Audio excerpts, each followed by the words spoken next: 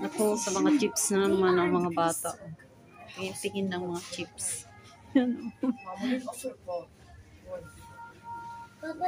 Hilig sa mga chips. Tingnan ko nga kung ano. Ay, wala na pala.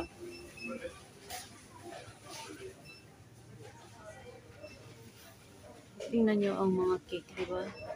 Yan. Kaya ako gusto ko sa bahay na lang gagawa ng mga cake. Yan, tingnan ko. Mga presyo ng cake. Yan. Yan. Yan. Dito.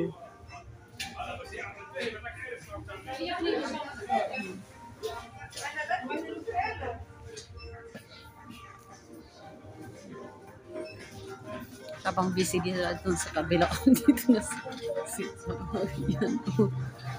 Ang laki nitong supermarket. Sa drinks na naman sila.